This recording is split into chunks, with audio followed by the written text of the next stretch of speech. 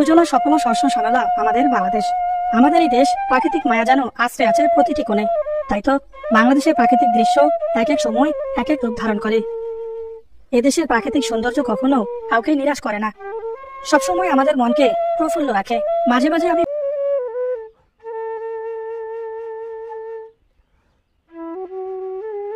বের হলাম এবং অনেক দূর দূরান্ত গিয়েছিলাম প্রাকৃতিক সৌন্দর্য উপভোগ করার জন্য। আমাদের রংপুরের চারপাশে রয়েছে সবুজ প্রাকৃতিক সৌন্দর্যে ঘেরা। এসব প্রাকৃতিক সৌন্দর্য আমাদের মনকে কেড়ে নেয়।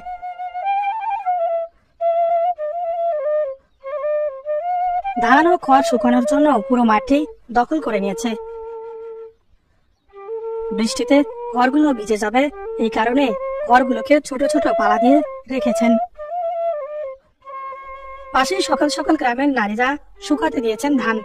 গ্রাম বাংলার এই সুন্দর দৃশ্যটি চোখে পড়ে রংপুর সদর উপজেলার চন্দনপাট ইউনিয়নের অযোধ্যাপুর গ্রামে।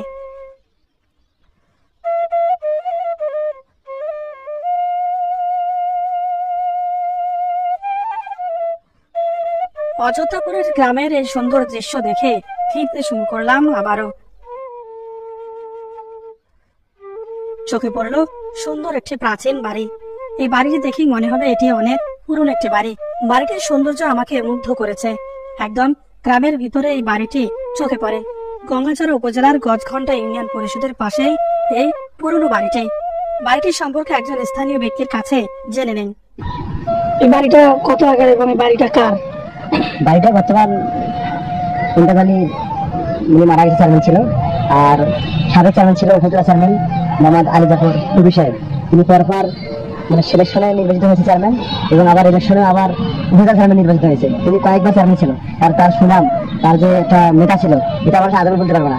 এই বাড়িটা দেখার জন্য অনেক থেকে অনেক মানুষ এখানে আসেন। বাড়ির ঐতিহ্য একটা আছে। এটা বাড়ি হলো বর্তমান মরহুম আলী জাফর টুবি চেয়ারম্যান সাহেব বাসা। বাড়ির বাসাটা কত আগে হতে পারে? আনুমানিক আমার মনে হয় এটা স্বাধীনতার পরে এটা ঠিক আছে বাসাটা। আপনার কার কাছ থেকে শুনছেন? কত আগ থেকে? আমার জানা পূর্ব থেকে আমি জন্মের সেই পর্ব থেকে আমি শুনি, যেটা অনেক দিন আগের বাড়ি। এটা ঐতিহ্য আছে, দেখা ঐতিহ্যবাহী প্রতিষ্ঠানের বাড়ি। এই বাড়িটা তখন কি হয়? এই বাড়িতে লোকজন এখানে থাকে আলহামদুলিল্লাহ। তার ভাই আছে একজন মোহাম্মদ আলমুল ইসলাম চকলেট।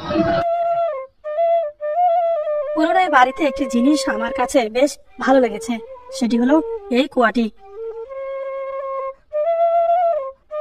স্থানীয়রা বলছেন একটা সময় পুরো গ্রাম জুড়ে একটি মাত্র কুয়া ছিল এটি,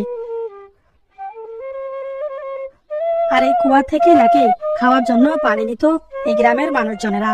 কালের বিবর্তনে আধুনিকতার ছোঁয়ায় এই কুয়াটি এখন পরিত্যক্ত হয়ে আছে। কুয়াটি তারপরেও এখনো অনেক গভীর রয়েছে।